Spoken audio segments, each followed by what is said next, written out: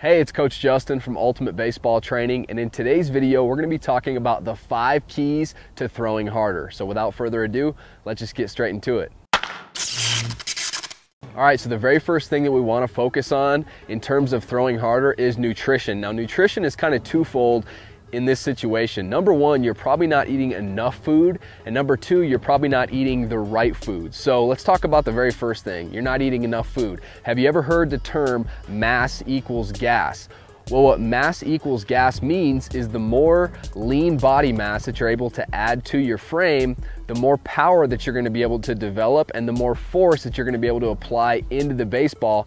Hence, you're going to throw harder, okay? But if you think about a muscle only gets stronger as it gets bigger, right? The bigger the muscle is, the stronger the muscle is. And so if we want to really develop that strength and that power, then we need to have bigger muscles, and that's going to translate to we need to add more lean body mass to our frame, right? And so the only way to do that is by eating enough food. Specifically, the first area that you want to focus on is make sure that you're getting enough protein, okay? So this is kind of a general rule of thumb in terms of protein. You should aim to consume 1 gram of protein per pound of body weight per day. So if you're 150 pounds, you should try to consume 150 grams of protein per day. So just eating that little Pop-Tart breakfast, that's not gonna cut it any longer. You need to focus on eating wholesome, real food that's packed with nutrients and packed with protein.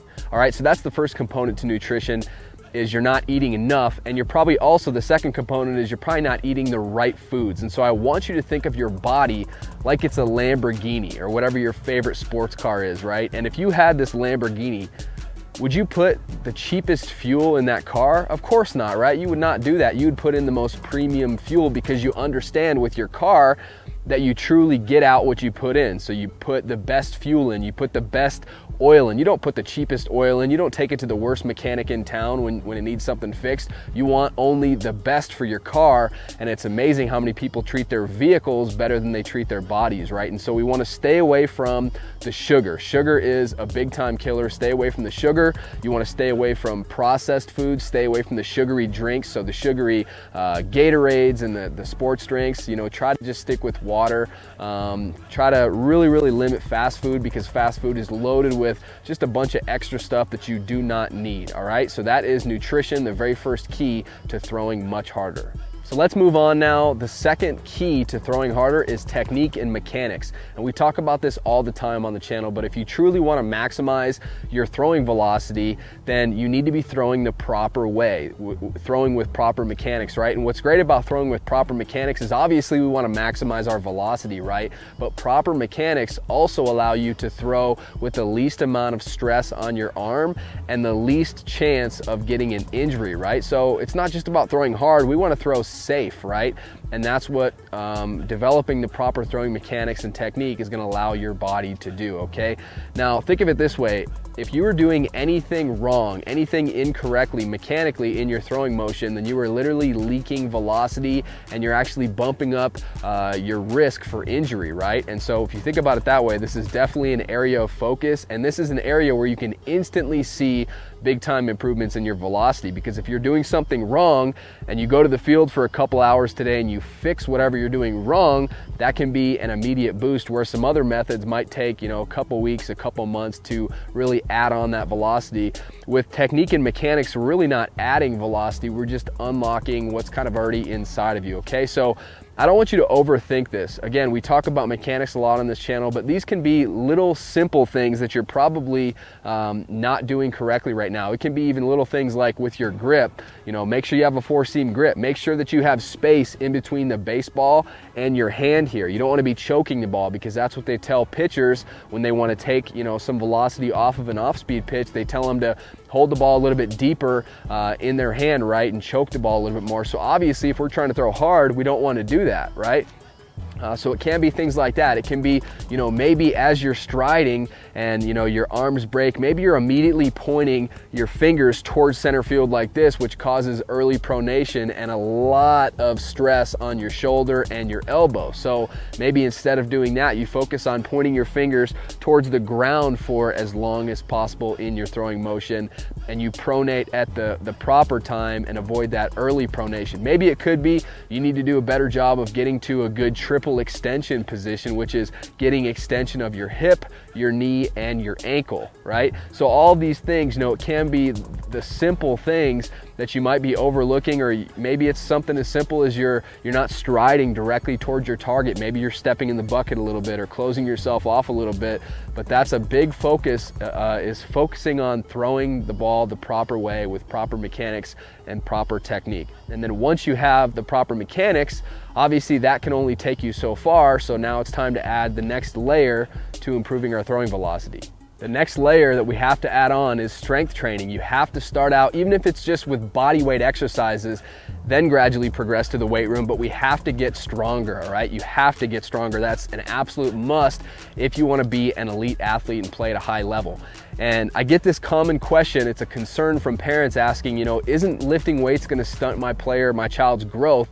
And the answer is no. In order to stunt your growth, you would have to have severe weighted impact to one of your growth plates. So a great example of that is if you had a 45-pound plate and you were going to return that plate to the weight tree, right? And you dropped the weight, just dropped 45 pounds, and it went down and it smashed your ankle and it, damaged that growth plate, then yes, that might stunt your growth. But chances are, if you're putting your weights away properly and you're lifting with proper form and you're not lifting, way too much weight, you have proper supervision, that type of thing, you're gonna be just fine, okay?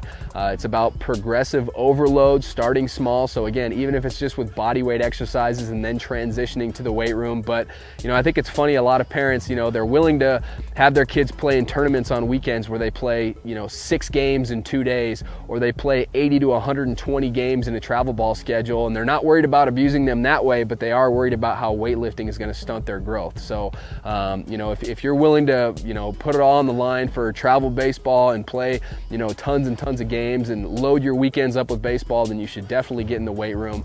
But you should regardless, right? Because lifting weights, again, the biggest thing is lift with proper form. Don't lift too much weight than you're capable of lifting, and check your ego at the door. Leave your ego at the door. A lot of guys, they get around a group of buddies and they get in the weight room and they just see who can sling the most weight around. That's a great way to get injured, right? And so what I'm suggesting to you is start out with a lighter weight that you can control throughout the entire phase of the movement, right? You want to start small and then gradually progress from there, gradually add weight from there. But get in the weight room. You're going to have to lift weights at the high school level. You're going to have to lift weights at the college level and the professional ranks as well if you make it to that point. And so it's best to just get a head start right now, because lifting weights, getting stronger, it's going to help you not only with your velocity, but every other area of your game. And the next thing you need to add, this goes right along with strength training, is plyometrics. What plyometrics are, they are explosive exercises. And that's what we're doing when we throw, right? So we develop that strength and that power with our strength training. Now we really want to work on our fast twitch muscle fibers, and we want to work on exploding, because the more explosive that we can be, right? The quicker that we can explode in our throwing motion, the harder we're going to be able to throw, right? Same with your baseball swing. The quicker you can explode onto the baseball, the more bat speed you're going to generate, the more exit velocity, right? So you're going to be able to crush more doubles and home runs. Same thing can be said for, throwing. Same thing can be said for sprinting when you're stealing bases.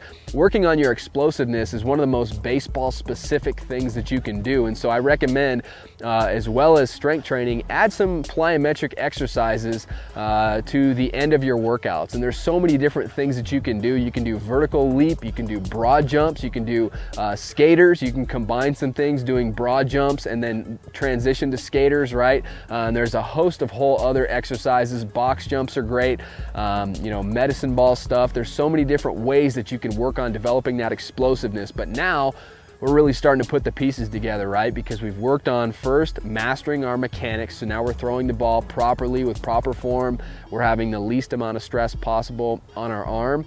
And then from there, we've added on that strength training to kind of take our velocity up a notch and really build our power. And then now we're working on developing that remarkable explosiveness. And when you combine that, you should be throwing much, much harder. Then it's time for the very last piece of the puzzle.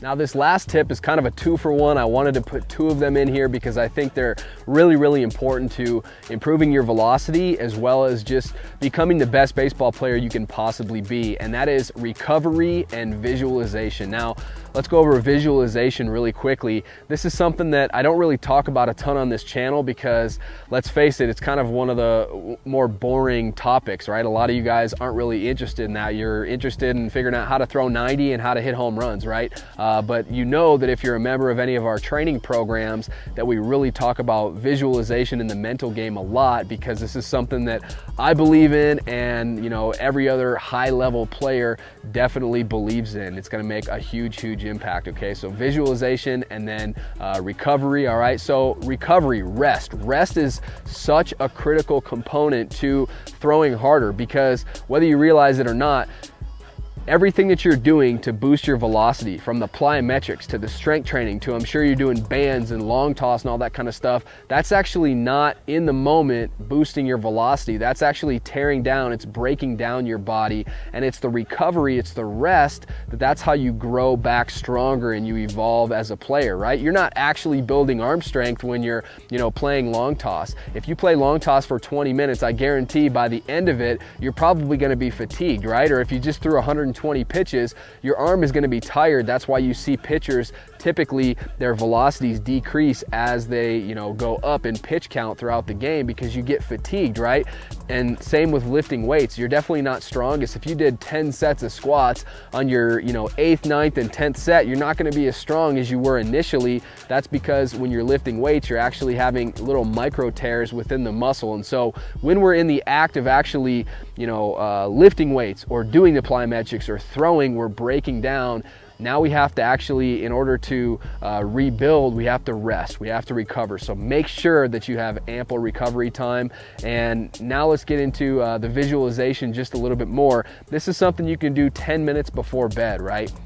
Sit there and, you know, you're somewhere quiet, you're by yourself, and just think about, you know, really imagine yourself on the baseball field doing what it is that you want to actually be doing. So if you're a pitcher, you know, imagine with your newfound velocity, you blowing the ball past hitters and them just being late, or fouling the ball off to, you know, the opposite field because they're so late on your fastball. If you're a shortstop, imagine making that backhand play and that Derek Jeter throw and hosing that runner at first base. If you're a center fielder, imagine, you know, catching that fly ball and coming through the ball, and a runner on third base is tagging and you hose him on a line at the plate. Really just put your mind to work, because you know, your subconscious mind, it can't really tell the difference between you actually doing it like in a real game and you just envisioning it. And so it's time to use your mind to your advantage to help you truly become the player that you're meant to be. So that's it. I really hope you enjoyed these keys to throwing harder. And if you're serious about really maximizing your velocity and throwing as hard as you possibly can,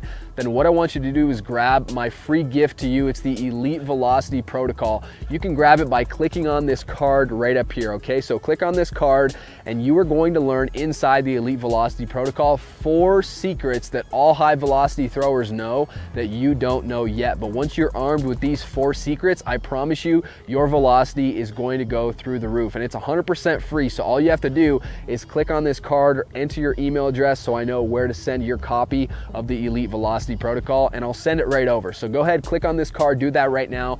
If you enjoyed this video, hit that like button for me. I'd really appreciate it. If you're not subscribed to our channel, be sure to subscribe and turn your notifications on. That's really important. Hit that bell down there. That way you're notified whenever we release brand new baseball videos. And last thing, if you have any suggestions for things that you'd like to see in future videos, then please leave a comment down below. I love looking at your comments down there, all right? So subscribe to the channel. Thank you so much for watching, and I'll see you next time.